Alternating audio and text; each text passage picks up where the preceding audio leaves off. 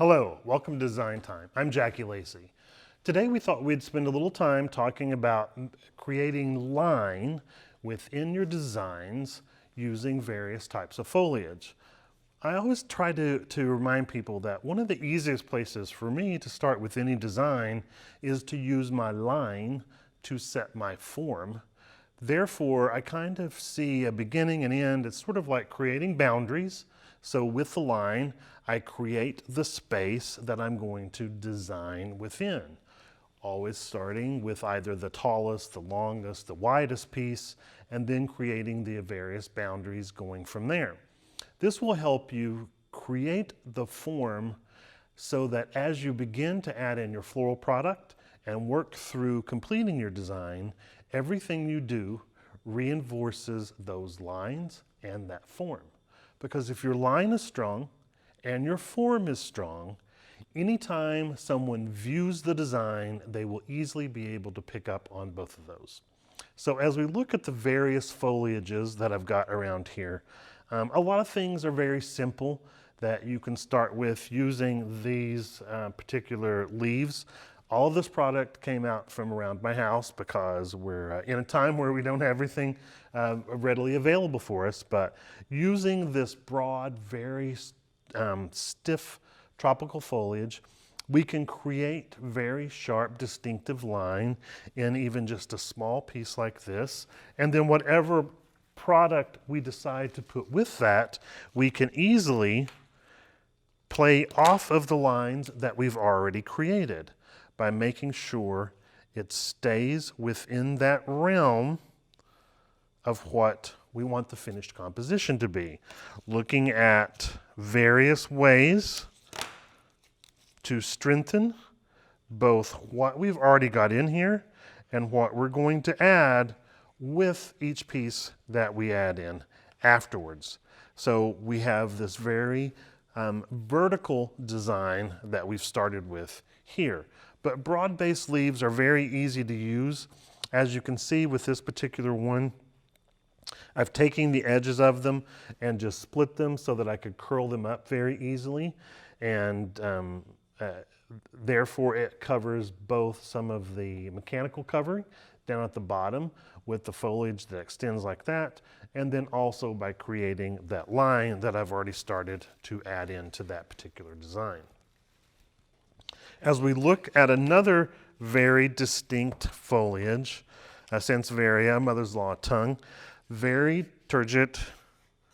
It's great for creating those various pieces where you want to add a little accent but keep it very natural, and you can begin to layer it. You might also want to look at the natural curve of the foliage. What type of line would that in itself be able to create? Because this could easily go on the horizontal like so, which is going to add in that beautiful curve to the foliage that's already in there. And the next piece we may have to cut down a little bit so we can create something very horizontal. Keeping things up in the vertical position like we talked about, we could just cut this down smaller and have it placed like similar to what we had done here, or have a variety of those to create almost a back to our design. So a great way to begin to add in those very stiff, beautiful pieces of foliage that we can get there. Now, when it comes to fern, the great thing about fern is that you can either go vertical, you can go horizontal, or you can use it by accent or as an accent piece to create the line by manipulating the foliage. If we hold it very carefully and we strip some of the foliage off, we've got a beautiful little feather-like that we can begin to add in to even just a horizontal piece like this, playing off the natural curves of the branches that are already in there to give us those delicate additional pieces that work into the design very easily, almost as an accent, because we're stripping away a lot of what foliage was on there, and then just adding in that light accent. Now remember, you also want to make sure that you're thinking about action and reaction when you add things in. So you want to balance this off with something over this way, or if you want to take and create that crescent look, you just reposition some of those so that they play off of each other in a little different way, and then look at adding in some of those pieces a little bit more over in this direction. So now we have action and reaction, the way that it balances back and forth very easily. With the fern, you can also very easily create those beautiful traditional designs, because you can get that tallest piece going up however you would like to, and then with adding in your foliage to the right and to the left, very easily begin to form that traditional fan shape or triangular shape. So now you've created your right and left. You've got your tallest point here. You would probably want to put something as far as how much of you're going to allow for a depth to the design. And now you stay within the space that you've allotted with that particular foliage. You can also have some pieces that come in here. It's really all up to you as far as what you want to finish the product. I'm just suggesting that you use the lines to begin to create that beautiful form, and everything you do from that point on reinforces that. Because we've got this particular container here that happens to be curved, we might want to play off of that curve by the way we add the foliage in and then manipulate it, so that we could curve this over. Now you might need to wire it a little bit. You're going to want to spend a little time just reflexing the stem so that it curves back in the direction that you would like for it to, or look for those beautiful pieces that might do that naturally and have a bit more of a curve to them. Great thing with fern, again too, is various ways that you can manipulate it that are going to show differently within the container itself. So using the sword fern is a great way to take some time to really get comfortable with it and see what you like best as you move through that. With a lot of today's designs, we're seeing a request for keeping things a little bit more natural. And so a lot of people love to use branches. If you're going to use branches to create your line within a specific design, you're going to want to pay attention to the extensions that are on the branches as well. If we're trying to create a piece like this, we have extensions going in both directions. That's going to throw that line off unless we use it as a way to start those branches. And we can see quickly how now, instead of having something that's tall and spreading in both directions, we have a little bit more natural look to this particular design that we've created with just some of that natural product, roadside effloria is what I love to call it. That again creates our form.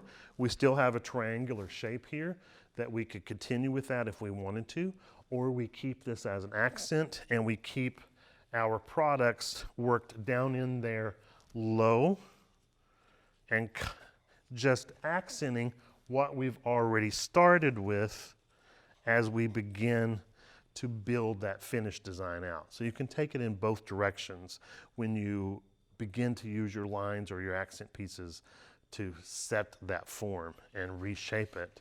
Same thing with those long, narrow foliages that you might have available. This is has a great curve to it. It works very well. It actually also splits very well so that you can have more by just curling this up, and you either can work it down into itself and you've got some very distinct curls that then will allow you to add it into your foam, and you're getting a little bit of a double for your money by the way that you just insert that right in between as part of your foliage, and you can see how it will stick in there and stay curled. The other thing too is that if you cut it at a really sharp angle, because it has this little bit of a stiff edge to it, like we do with the aspidistra, we can pierce into the foliage and easily work it into that design, where now we're creating that spiral with something that was very vertical as we move around that particular design. It's a great way to add in some of those accent pieces as you work through it and continue to build off of that with any design that you finish creating. The last thing I want to talk to you about is adding in foliage when you've already started to use something else to create your line. As we can see here, we've got a beautiful piece of driftwood that's resting on this very contemporary container. So we're sort of mixing mediums in there. We might want to keep some of the floral product very low, but I wanted to use a beautiful piece of trailing foliage like this. It goes off in both directions. We're going to recut it as we would with anything. As we work it into this particular piece, I'm going to play off of the curve of the foliage and the curve of the wood, so that we are actually accenting the accent piece, so to speak, that we've already got in there, and it plays well. We could begin then to bury some of the foliage down inside, or keep it very natural with just some beautiful tulips that play off of the shape of the driftwood in more of a vegetative look, and add in just a beautiful touch of nature. Doesn't take a whole lot to rework, rethink what you're doing, but using your foliage to create those lines and to reinforce your form is a great way to keep things organic, to keep them more natural, and have fun with the foliages you have available. Hope this will help you think about foliage in a little different way the next time you start to put a design together. Thank you so much for joining us. Be sure and find us on Facebook, Instagram, Twitter, and tune in again next time for Design Time.